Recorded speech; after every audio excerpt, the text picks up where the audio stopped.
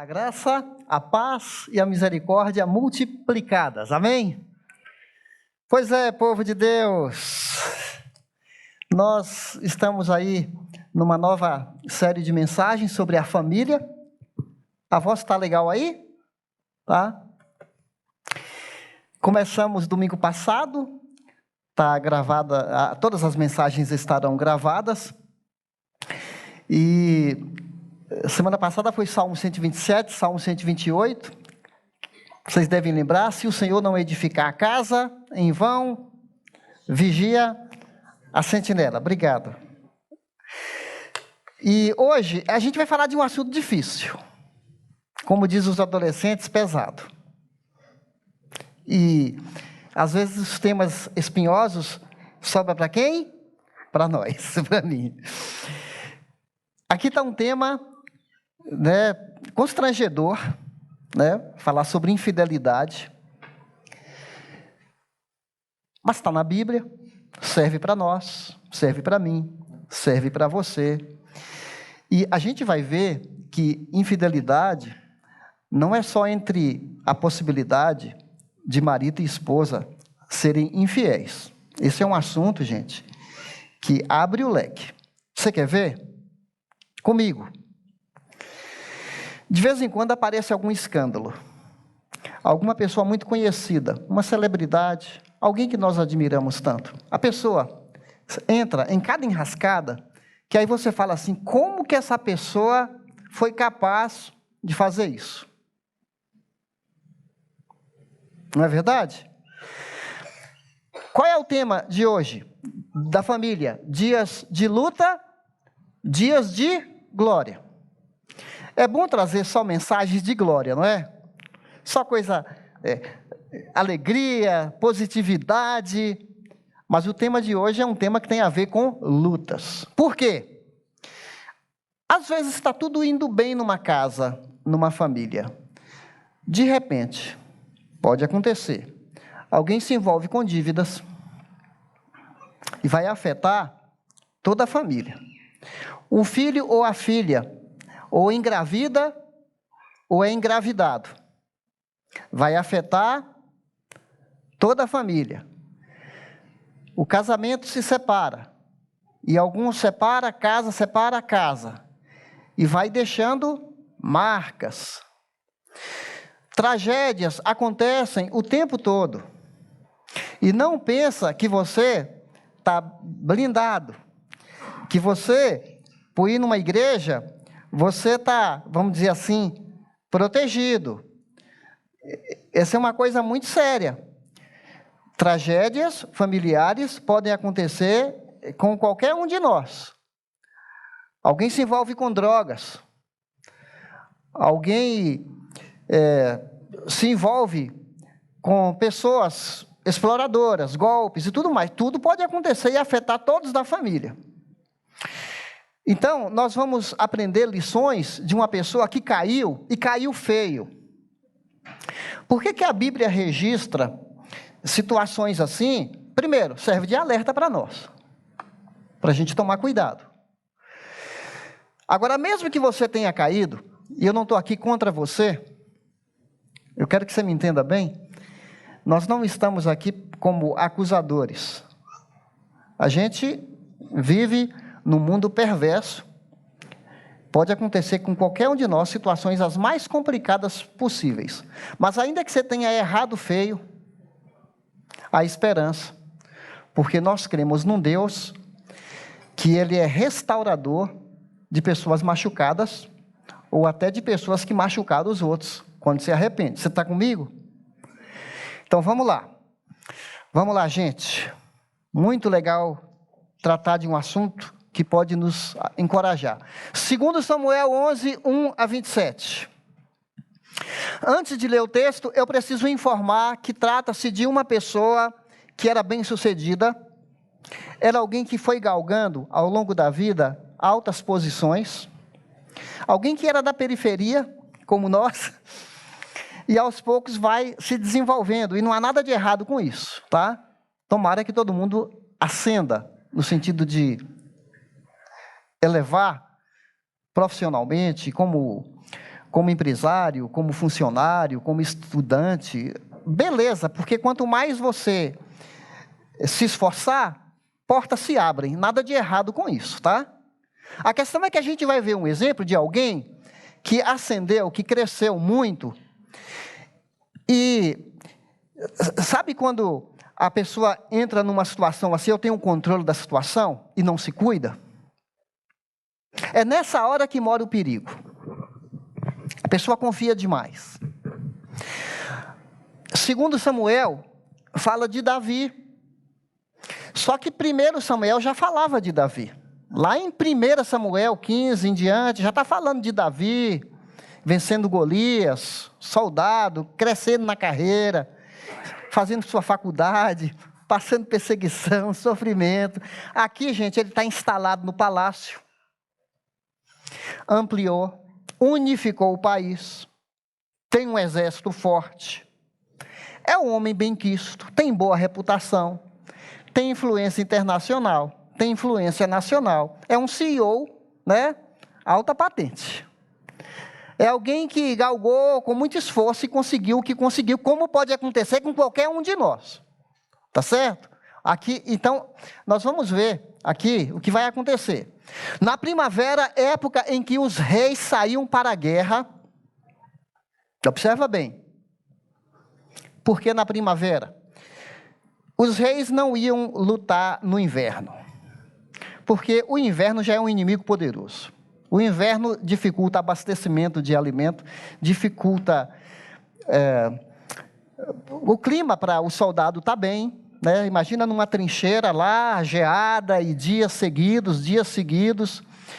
Napoleão Bonaparte perdeu a guerra quando tentou invadir a Rússia e só o frio já eliminou milhares e milhares dos seus soldados. Como também Hitler perdeu muitos soldados tentando invadir a União Soviética, o frio já era o inimigo. Então, só que os reis saíam para a guerra.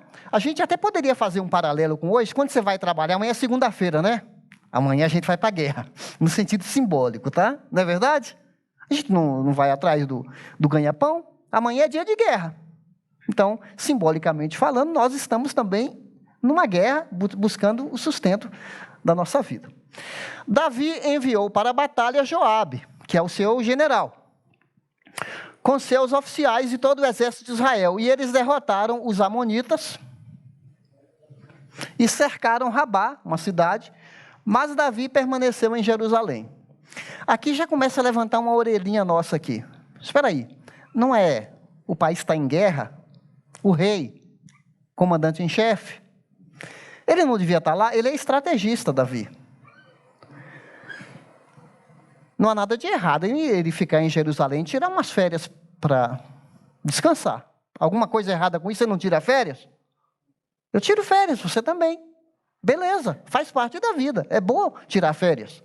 A questão é como a gente administra o tempo de descanso. Vocês estão comigo? Pode ser, aqui a gente começa a conjecturar, né? Pode ser que Davi estava meio acomodado, meio sem sonho, já conquistou tudo na vida, não quer mais saber de estudar, de evoluir, dá uma estacionada. Né? Sabe aquele chefe que manda os outros? Faz isso para mim, faz isso para mim. Você conhece gente assim? Gosta de mandar, né? Vão fazendo. Mas ele próprio, né, fica lá acomodado. Tem gente até que aproveita dos outros, não tem? Pois é. Tá cheirando isso aqui, ó. Tá cheirando esse negócio aqui, ó. Ó, uma tarde, levantou-se da cama e foi passear pelo terraço do palácio. Uma tarde? Peraí, ele levantou da cama à tarde? Universalmente falando, todo mundo acorda de manhã para ir trabalhar, não acorda? Ou para começar seu dia? Meio estranho aqui um rei acordar tarde e ficar panguando no terraço da casa, sem nada para fazer. Então, um primeiro perigo, uma primeira lição que a gente aprende de um rei que cai, é o relaxamento. A acomodação. Isso pode acontecer com qualquer um de nós.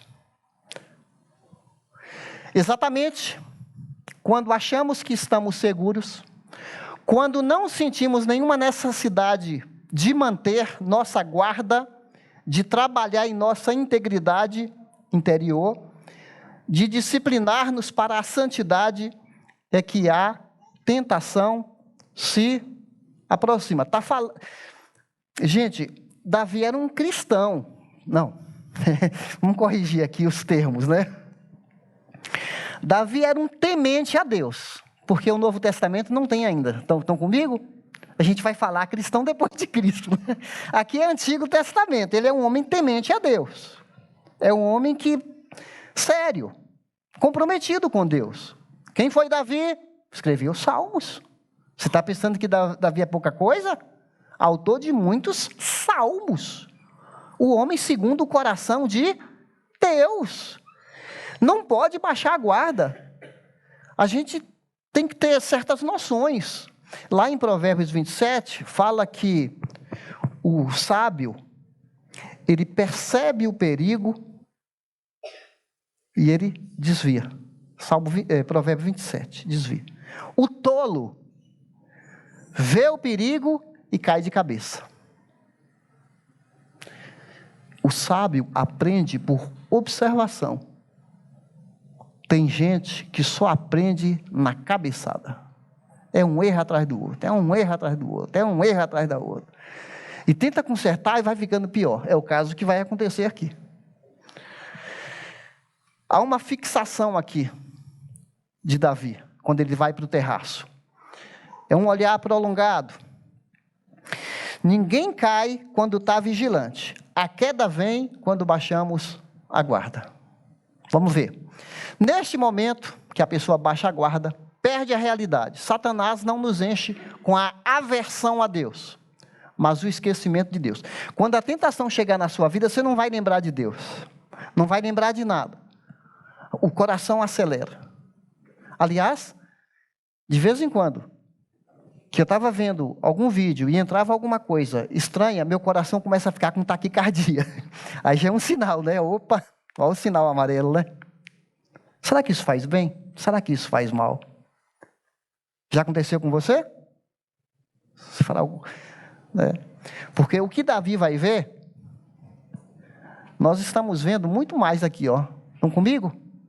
O que Davi vai ver agora, numa janela, nós temos uma janela com milhares de janelinhas.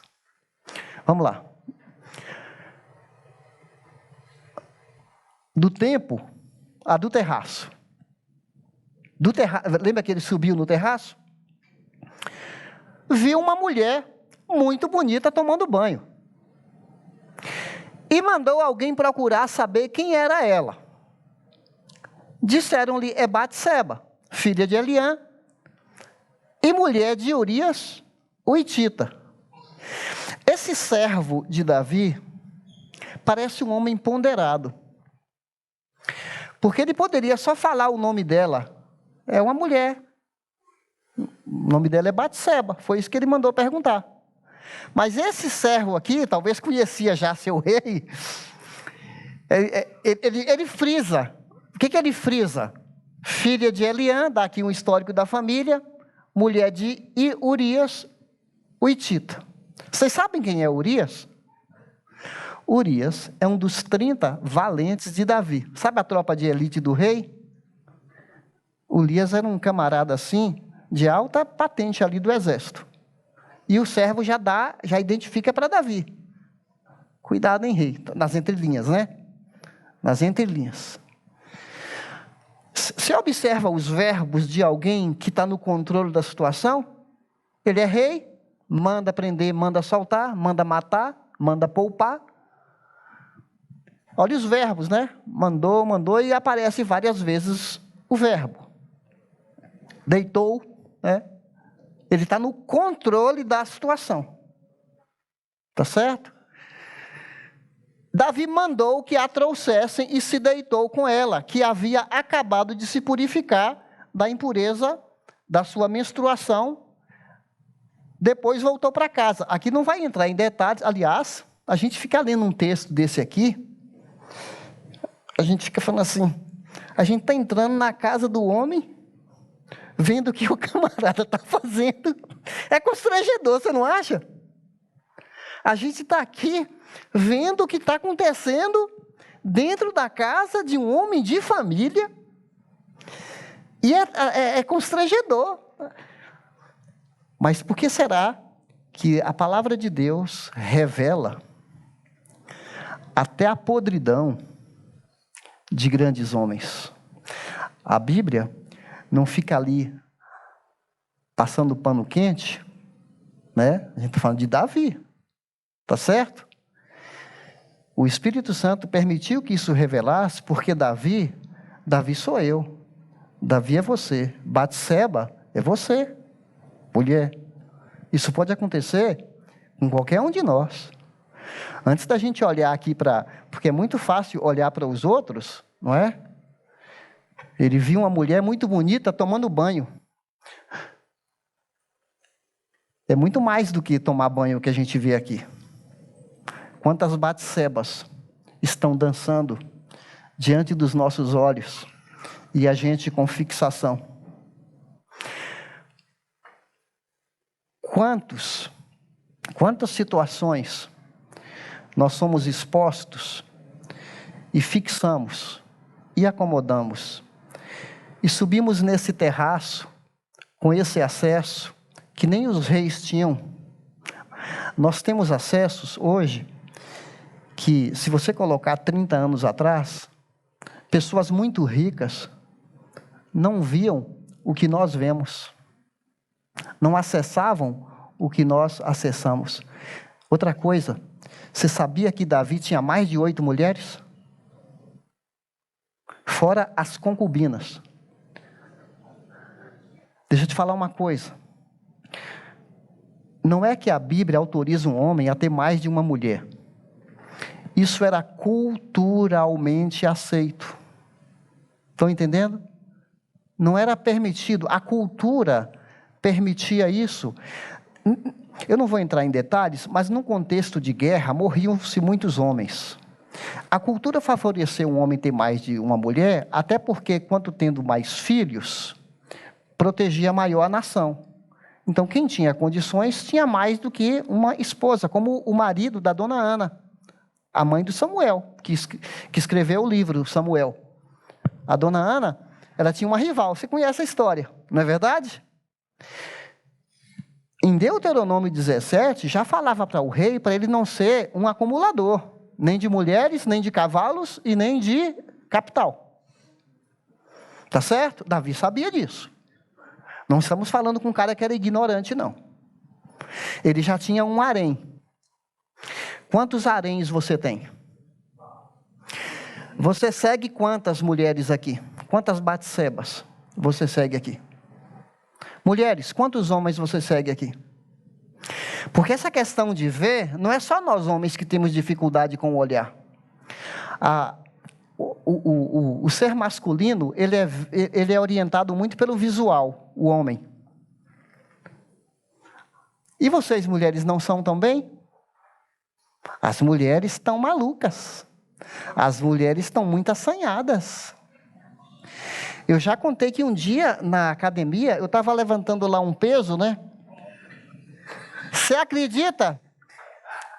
Uma mulher passou por mim e falou assim: nossa, como você é forte. O Rafael aqui era da academia que eu frequentava, ó. A gente estava junto lá na academia. Mas esse dia você não sabe. Aí eu queria ganhar alguma coisinha em cima disso, porque eu falei, puxa, não é sempre que eu recebo um elogio. Aí eu cheguei em casa, era tudo suado, tal, com a minha garrafinha, sentei na cadeira da cozinha, e a moça que vem de vez em quando em casa estava lá. Uma moça que é diarista, né? Estava lá em casa. Aí eu sentei na cadeira, aí eu falei, pois é, Sandra, você não sabe o que aconteceu hoje. Porque as mulheres estão curiosas, né? Então a gente falou, o que aconteceu? Olha, eu estava lá na academia, não estava mexendo com ninguém. Uma mulher passou por mim Sabe o que ela falou? Aí eu exagerei um pouquinho para poder a história ficar mais bonita, né? Eu falei assim, ela falou, uau, como você é forte, né? Aí a moça que está lá com a gente, que nossa conhecida lá, ela falou, Sandra, como é que você deixa ele falar assim com você? Aí a Sandra, como é uma Abigail esperta, ela falou assim, quantos anos tinha essa mulher?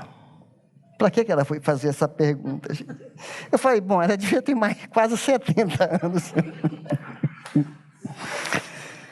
Mas, gente, o que eu quero dizer para vocês é que as mulheres estão muito assanhadas. Você vai no shopping, elas entram e saem, não sei quantas lojas, batendo perna, já fui no braço com a Sandra, é para cima e para baixo, e me dá uma canseira, um desespero. Daqui às vezes eu fico no lugar e falo, ó, depois a gente se encontra em tal lugar, e aí ela fica uma arara que ela quer que eu fique lá. Ou é só ela que é assim? Quer que você fique ali grudado, vai para aqui, você vai para aqui, vai para aqui, vai para ali. Mas olha, as mulheres têm dificuldade com o olhar também, tá? Não é só homem, não. Então, meus irmãos, a gente está num contexto aqui que o Davi, o que vai acontecer?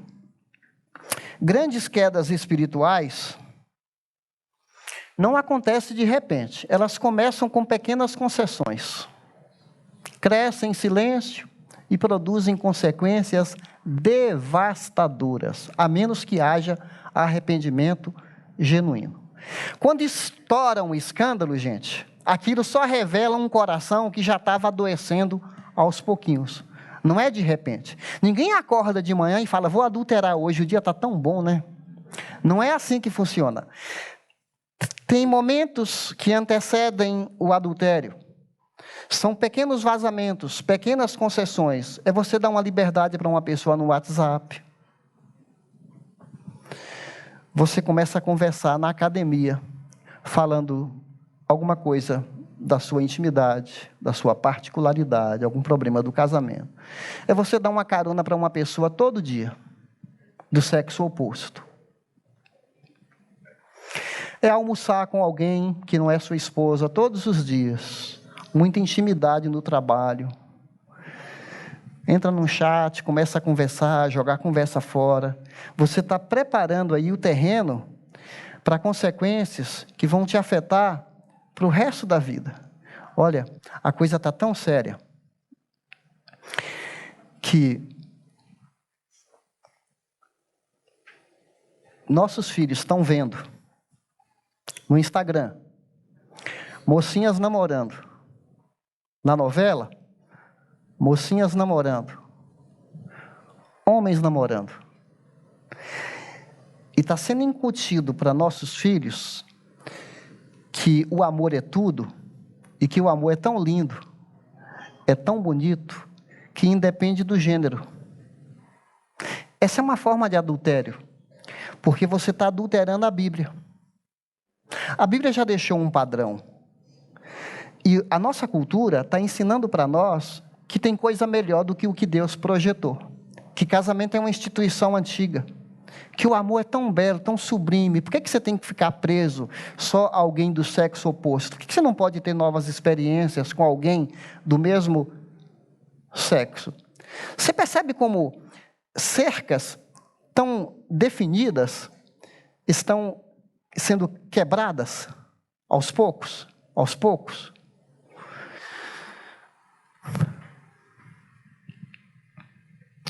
Só que as coisas vão complicar para Davi aí, ó, e para a mulher também. Algumas pessoas até falam também, por que a dona Batseba vai ter que tomar banho, sabendo que podia ser vista, né, assim ao relento. Muitas mulheres não se cuidam, elas provocam os homens. Elas não se vestem adequadamente. Porque a cultura ensina a moda a você ser sedutora, provocante. Gente, isso é muito sério, né? Nós não sabemos até que ponto a Batseba contribuiu para que isso acontecesse. Obviamente, Davi é o maior responsável, porque ele, como rei, olha, se Davi tivesse virado o olhar, as tentações, a gente tem que ser rápido para fugir. José já nos ensinou isso lá no Egito. quando a esposa de Potifar o seduziu, ele saiu correndo, ele arrancou a roupa dele, mas ele saiu correndo, ele fugiu. Não tem outro segredo, tem que fugir. Pena que Davi, né, não correu para o arrependimento, porque aí a história seria outra. A gente talvez nem ia ter registrado esse capítulo aqui da Bíblia. Aí a mulher fala que ela está grávida. O fato de Davi chamar aquela mulher já mostrou que ele sabia o que ele queria. Ele devia ter parado, gente. Quando você, marido, casado, sabe, vou dar um exemplo aqui, né? Você teve uma namorada, uma ex, ou mulher, você teve um ex. Sabe aquela curiosidade? Deixa eu ver como é que o meu ex está. Aí você vai pesquisar como é que está o seu ex. Aí você manda um recadinho para o ex ou para a ex. Você está abrindo possibilidades. Você já sabe que isso aí vai dar ruim. Está grávida. Então aqui a gente vai ver abuso de poder. Abuso de poder. Quando eu comecei a estudar sobre esse assunto, eu pensei que a situação era só adultério. Não. Estão comigo? Adultério é um viés. O foco aqui é o abuso do poder. O adultério vem como efeito de uma pessoa que está se achando acima do que ele deve estar. Olha o que Davi vai fazer. Em face disso, mandou, né? O cara está mandando em tudo. Esta mensagem a Joabe, o comandante. Envie-me Urias, o hitita. E Joabe o enviou. Quando Urias chegou, Davi perguntou-lhe como estavam Joabe e os soldados e como estava ainda a guerra. Davi está interessado na guerra? Não, ele está com um abacaxi, que ele quer se livrar, a mulher está grávida, o marido está na guerra, ele manda chamar o marido, e ele vai fazer de tudo para o marido ir para casa, para que durma com a esposa, para que o filho do adultério seja do Urias. É isso que ele vai fazer. Ele disse, vai descansar um pouco em sua casa. Urias saiu do palácio, logo lhe foi mandado um presente da parte do rei. A gente que é povo curioso, fica tentando pensar assim, o que será que Davi mandou de presente? Presente de rei. Aí eu pensei, né, uma champanhe, umas amêndoas, tâmaras, umas coisas gostosas assim, uma vela para acender, para ser uma noite romântica do Urias. O Davi está tramando, gente. Mas Urias dormiu na entrada do palácio, onde dormiam os guardas de seu senhor, e não foi para casa.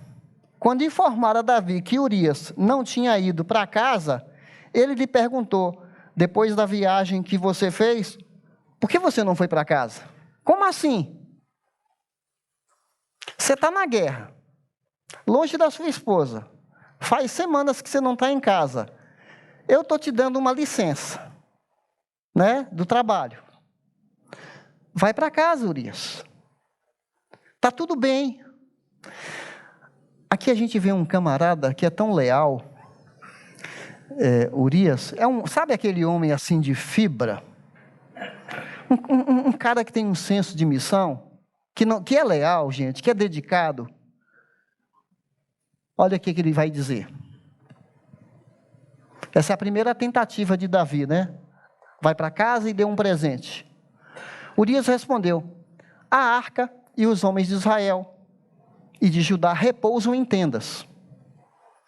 O meu senhor Joabe e seus soldados estão acampados ao ar livre. Como poderia eu ir para casa para comer, para beber e deitar-me com minha mulher? Juro por teu nome e por tua vida que não farei uma coisa dessa. Esse homem teve a coragem, por causa da sua lealdade, de ficar pensando, puxa, o pessoal está tão sofrendo, por que eu vou ficar aqui de boa? Gente, como a gente precisa de gente assim na igreja?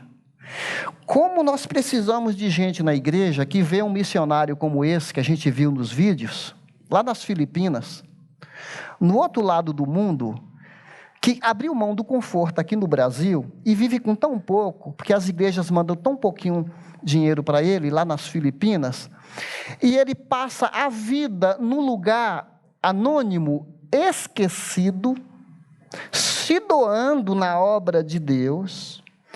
Como que a gente consegue pegar e ir num restaurante aqui em São Paulo e esbanjar dinheiro com bebidas, gastando, comprando tênis caro para o filho, comprando celular de 5, 6 mil, 10 mil reais, assim, esbanjando dinheiro.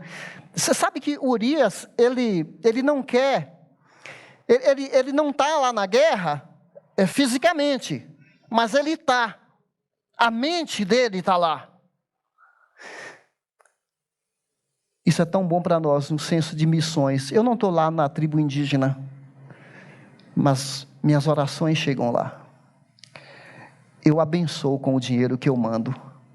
Eu estou lá, eu sou leal a Deus. Eu não desvio o dinheiro que Deus me dá para missões, para meus prazeres pessoais. Você vê Urias? Urias é um homem assim, admirável, gente. A gente fica triste quando ele morre. Vamos lá. Já estou dando spoiler, né? Então Davi, ele disse, fique aqui mais um dia, amanhã eu mandarei de volta. Urias ficou em Jerusalém. Aqui é a segunda tentativa. Davi o convidou para comer e beber e o embriagou. Olha, chega um ponto na vida de uma pessoa, quando ela esfria, quando ela se distancia de Deus, que ela já não raciocina mais. Ela vai começar agora a mentir, a manipular, porque ela vai se distanciando do seu ideal. E ela vai dando cabeçada após cabeçada. Sabe aquele marido que combina uma coisa com a esposa, aí gasta a grana? Aí depois ele fica com medo, porque ele gastou dinheiro sem que a esposa soubesse, ou o contrário, né? A mulher gastou o dinheiro sem que o marido soubesse. E aí ele começa a descobrir, e antes dele descobrir, ela vai, abre um crédito em um banco, e pega um dinheiro emprestado, para que quando ela descobrir, vem com um dinheiro que foi como é que fala? Buscou uma alternativa de engano. É um rombo acontecendo e a pessoa abrindo outro rombo. Você já viu isso acontecendo? Ou talvez você tenha feito isso?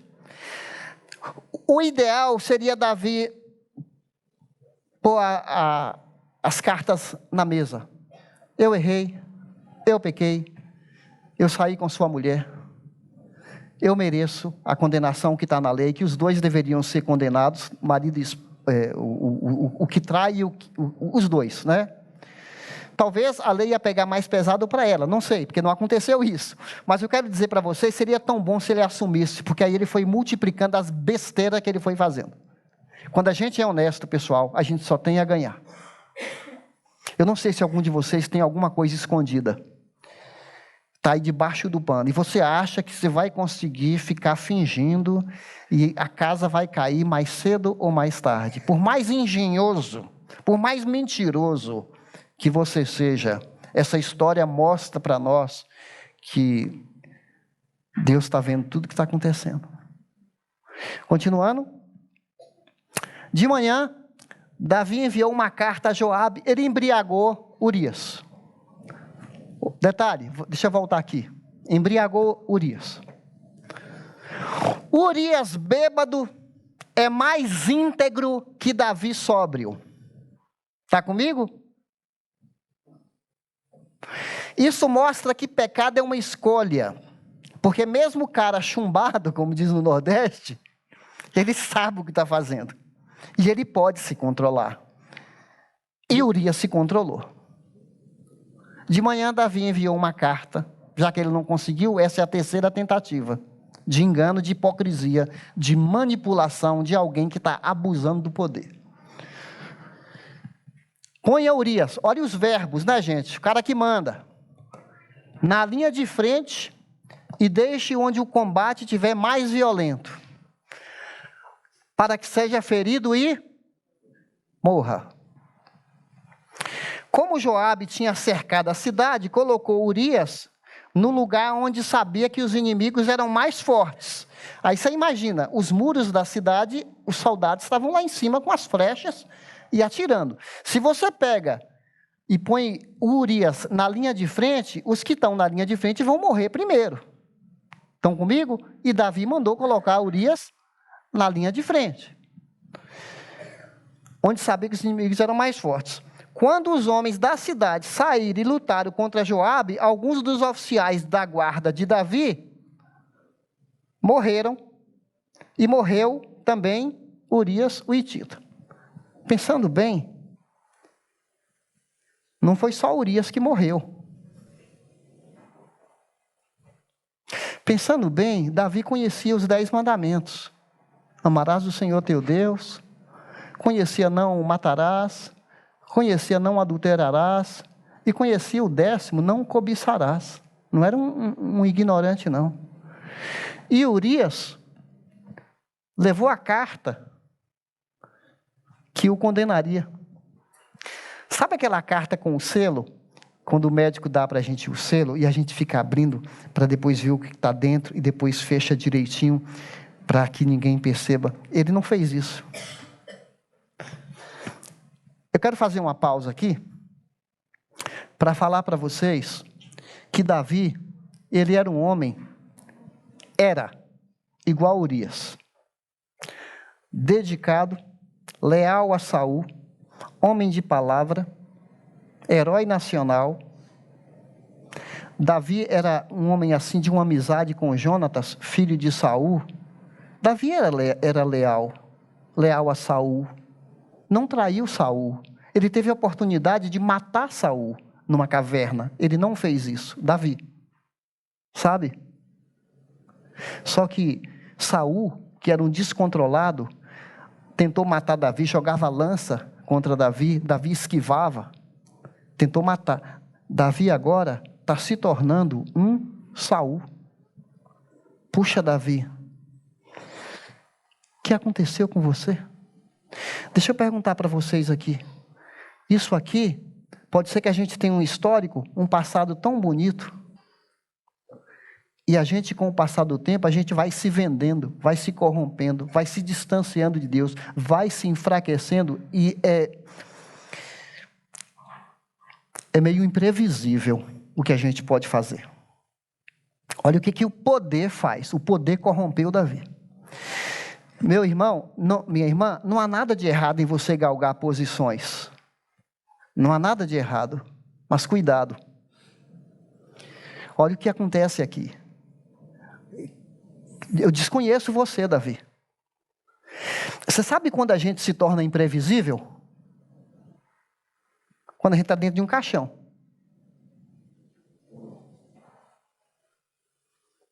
Mas enquanto você está vivo, você é imprevisível. Cuidado. Nós temos dentro de nós um coração horroroso. Horroroso. Deixa eu ver se tem um versículo. Daqui a pouco eu vou mostrar um versículo. Mas vamos pensar um pouquinho. Tem abuso físico, abuso sociopolítico, abuso econômico e abuso religioso. Tem gente... Pegar aqui um cara de academia, bombadão, forte, musculoso, gosta de intimidar os outros pela força física. Ou nem frequenta academia, é um marido bruto, truculento, agride a esposa. Olha a quantidade de feminicídio, espancamento, homens covardes, que ficam machucando as mulheres. Isso é abuso de poder. Trata a mulher como se fosse objeto, propriedade particular dele. Meninas, quando vocês começarem a namorar, haverá sinais de quem é esse cara. Por isso que a gente encoraja aqui, namore com pessoas que têm a mesma fé que você. Não entra. Não, mas porque é crente já é gente boa? Não estou falando isso. Pelo menos é um filtro. Depois vai conhecer a família. Não é porque é crente, porque nem todo mundo que está na igreja é comprometido com Deus. Tem muitos fakes na igreja. né? Tem muitos crentes do Paraguai na igreja. Na verdade, ele tem outros interesses. Ele vem numa igreja dessa aqui por outra questão, outras motivações. Não uma motivação sincera, do coração, de buscar a Deus, não. Então, há muita tranqueira. Eu conheci um cara que ele teve a petulância, né, de falar para mim que ele era separado, e como ele sabe que nas igrejas tem gente boa, ele ia nas igrejas, conhecia as mulheres, e era um verdadeiro predador. Um verdadeiro predador. Saía com um, saía com outro, depois ia para outra igreja. Cuidado, mulheres. Especialmente mulheres que eram separadas, viúvas, tudo mais. Abre o olho. Abuso físico, abuso sociopolítico, ou a pessoa é política, ou ela tem um cargo de importância. Sabe o funcionário público que acha que é dono do pedaço? Ela que assina e controla as pessoas, e faz maracutaia, e entra dinheiro por fora, e acha que é o dono da área? Ou você que tem um emprego, você é de confiança, e você abusa do poder, você abastece a empresa, compra, vende e tal. Como é que você, na hora de prestação de contas, você está sendo realmente honesto? Cuidado com o abuso de poder. Econômico, gente que se acha, chega num restaurante, pede ali uma carne mal passada, aí vem a carne mal passada, tá muito ruim, eu quero bem passada, vem bem passada, não gostei dessa porcaria, e fica esnobando, e maltratando o garçom, maltratando um funcionário, chefe que fica fazendo pressão, porque a pessoa tem medo de ser mandada embora, fica pegando no pé, fica fazendo ali um terrorismo psicológico, gente, adoecendo a pessoa. Olha, gente, tem muito tipo de abuso, viu? Não é só os grandes, os poderosos, não. Tem gente simples, que é abusador também. Mãe, que abusa de ser mãe. Mãe narcisista, oprime a criança, bate fora de hora, grita com todo mundo. Ninguém aguenta. Mãe abusadora, pai abusador, espanca. Não sabe conversar, não chama para conversar, é ignorante, e não pode nem conversar com ele. Fica até nervoso. Abuso religioso. Vou dar tiro no pé agora. Pastores, padres, abusadores, que ficam explorando as pessoas, explorando a fé, tratando quem tem dinheiro como se fosse VIP na igreja. Sabe, pastores assim que está interessado não na pessoa, mas já olha para a pessoa com um cifrão dentro da retina? Tem pastor assim, é lobo isso, não é pastor não. Ele olha as pessoas, graças a Deus a gente não sabe quem contribui, quem não contribui aqui na igreja, nem quero saber, porque eu falo aqui com a maior liberdade com vocês aqui, nem quero saber, e nem preciso que me fale que você doou ou não doou. Isso é você e Deus, tá certo? É você e Deus. Mas tem pastor abusador, manda até você votar no candidato dele. Isso não é abuso? O homem que comete adultério não tem o quê? Juízo. Ou a mulher também, tá? Todo aquele que assim procede, a si mesmo se destrói. Talvez você fale assim, pastor, você está me assustando. Eu estou botando terror em você. Eu estou botando terror em você. Porque calcule o custo. Você vai deixar filhos tristes. Você vai perder o respeito. Você vai machucar a família da esposa. Você vai machucar a sua família. Você vai envergonhar o nome de Deus. Você vai passar vergonha. Você vai ter prejuízo financeiro. Mas na hora que o pecado aparece, o inimigo de Deus, quando põe uma isca na nossa frente, ele não fala disso aqui. Esses minutos que o Davi passou, amargaram a vida desse homem. E porque ele ficou um período sem se arrepender, ele vai falar no Salmo 32, enquanto eu calei, meus ossos envelheceram, e eu via meu pecado sempre diante de mim. O meu humor, quer dizer, a minha alegria, se tornou numa terra árida, sem chuva, sem sol. A gente pode ficar pensando quantas insônias, emagrecimento, definhamento desse homem. enquanto ele não confessou, enquanto ele encobriu. Tem gente que está adoecendo, né? O tempo está passando e você está adoecendo, porque você não trata, não chega perante Deus, não pede perdão, não resolve, não fala a verdade. Aí tem gente que é assim, para poder falar, você tem que mostrar as claras assim, mesmo se mostrando no WhatsApp, a pessoa fala assim, mas não fui eu que coloquei isso aí. Não tem gente assim? Eu já ouvi casos assim. Pastor, mas eu sou jovem, eu não estou casado, esse adúltero aí, ou eu sou viúva, ou eu sou separada, isso aqui não é para mim. Você está pensando isso? Adultério. O que significa adultério? Modificar algo, corromper, alterar o padrão. Antigamente, eles mudavam o número do chassi do carro para vender. Carro roubado. Aí mudava o nome, falsificava o documento, e chamava chassi adulterado. A gente que é do interior, antigamente o cara ia vender leite, o mau fazendeiro, tá? Não o bom fazendeiro. O bom fazendeiro vendia o leite puro. Aquele sitiante mau caráter, ele colocava água misturado com leite.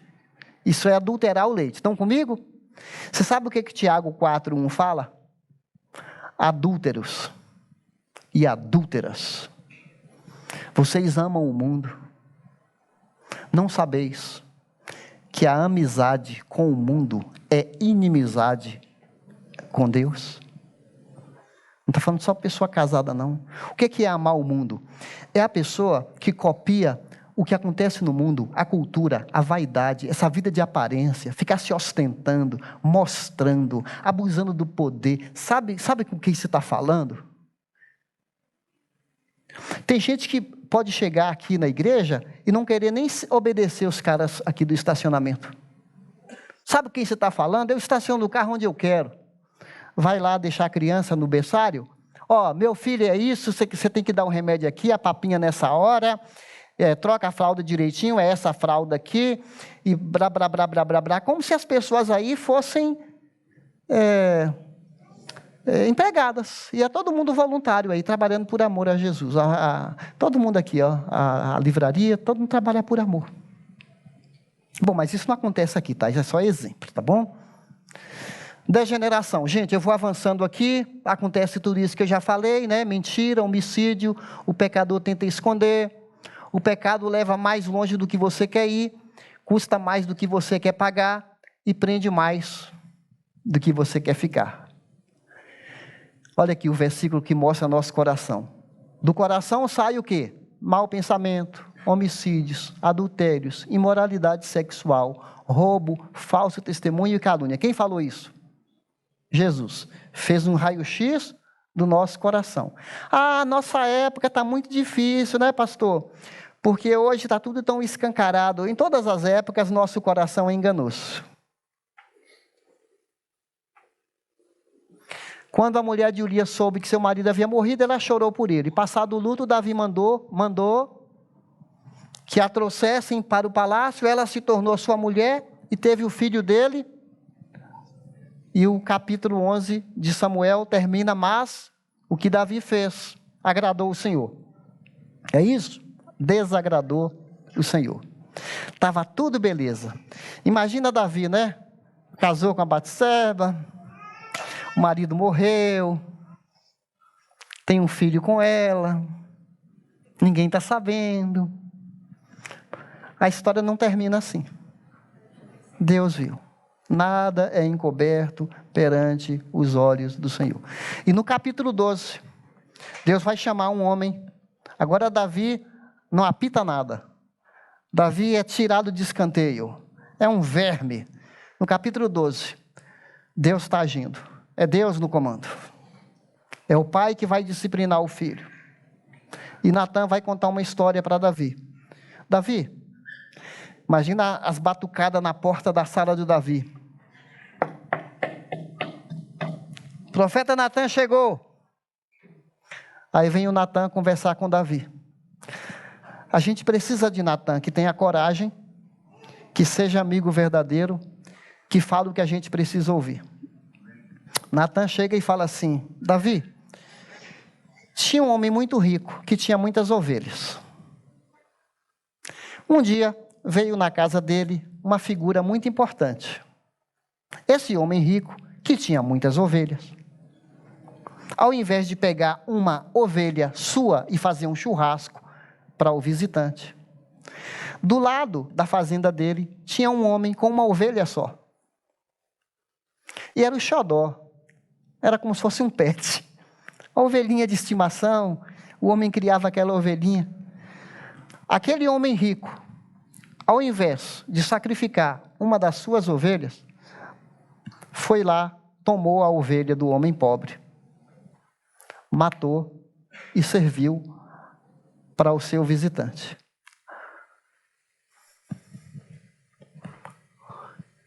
Então Davi encheu-se de ira contra o homem e disse a Natan: juro pelo nome do Senhor que o homem que fez isso merece a morte. Davi decretou a sua própria sentença, sua própria morte. Deverá pagar 4 vezes o preço da cordeira, porquanto agiu sem misericórdia. Então Natan disse a Davi: você é esse homem. Assim diz o Senhor, o Deus de Israel: eu ungi rei de Israel e o livrei das mãos de Saul. E você faz isso. Um rei naquela época, você tem que tomar cuidado para falar com o rei, porque o rei manda matar, manda prender, e ninguém tem nada a ver com isso, porque ele é rei. Tá certo? Natan arriscou a cabeça. De vez em quando, Deus chama um Natan na sua vida para te abrir o olho. Eu estou sendo um Natan agora à noite. Eu estou abrindo seu olho. Eu estou te avisando, você para com isso, que a casa vai cair para o seu lado. Mais cedo ou mais tarde, e Deus está te dando uma oportunidade de arrependimento. Talvez tem gente aqui que está namorando, tem intimidade com a namorada que não devia ter, porque você não está casado com ela. Ou está se envolvendo com um vínculo amoroso aí que você não devia, está te prejudicando, está te estragando sua vida. Deus vai tratar isso com você. Isso não é brincadeira, não. Ficar brincando com coisa séria. Então Davi disse a Natan: pequei contra o Senhor. E Natan respondeu: o Senhor perdoou seu pecado, você não morrerá. Deus foi misericordioso com Davi. Eu não coloquei o texto aqui, mas Natan prossegue dizendo assim: você insultou o Senhor. Em consequência disso, a espada não vai sair da sua casa. O que você fez em oculto, só você e a mulher, um dos seus filhos vai fazer isso abertamente com as suas concubinas. Ele passou tanta vergonha, Davi. Ele teve problema de filho estuprar a irmã. Um filho se rebelou contra ele. Ele teve que fugir escorraçado de Jerusalém. Esse filho que se rebelou, depois morre. A história é feia. Deus perdoa. Mas tem certas consequências, marcas, que a gente carrega para o resto da vida. Isso é para meter medo na gente mesmo.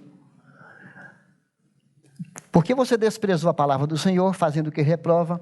Você matou Urias, o hitita, com a espada dos amonitas e ficou com a mulher dele. Por isso a espada nunca se afastará da sua família, pois você me desprezou e tomou a mulher de Urias, o hitita, para ser sua mulher. Por último, pode voltar aí para mim? O slide? Só falta mais um slide. Pessoal, então deixa aqui. Aqui, gente, eu quero terminar com isso aqui. Uma vez que você insultou o Senhor, o que vai acontecer? Ela não estava grávida? O que vai acontecer? O menino morrerá. A princípio parece uma informação não tão relevante. Eu estava na minha pesquisa e eu vi uma pregação de um pastor chamado Ricardo Agreste, que ele apontou uma coisa que eu não tinha percebido. Presta atenção. Esse menino que vai morrer aponta para um outro menino que vai nascer 1000 anos depois desse episódio. Lá na Galileia, vai nascer um menino dado por Deus, que também vai morrer. Esse menino que morreu, um inocente, morreu por causa do pecado de Davi e Batseba. Vai nascer um menino que vai morrer também, por causa do pecado meu e seu. por causa dos pecados da humanidade. Esse menino é Jesus, que morreu. Por isso que Deus falou, não morrerá, você não será condenado. Essa criança vai morrer. Deus falou para nós que nós não seremos condenados, porque Jesus morreu por nós. Se você entregar sua vida para Jesus e confiar que o sacrifício na cruz de Jesus foi no seu lugar, você não será condenado. Quem ouve a minha palavra e crê naquele que me enviou, não entrará em condenação, mas passou da morte para a vida. Nós somos tão pecadores quanto Davi. Se nós não fizemos atos, fizemos pensamentos, ou até atos. Mas deixa eu te falar mais uma mensagem de esperança. Sabe aquela mulher que foi apanhada em adultério? No Novo Testamento? O que Jesus falou para ela? Quem não tem pecado, atire a primeira pedra. Ninguém atirou. Depois Jesus falou, vai e não peques mais. Há esperança, não há, gente? Para Davi, para nós.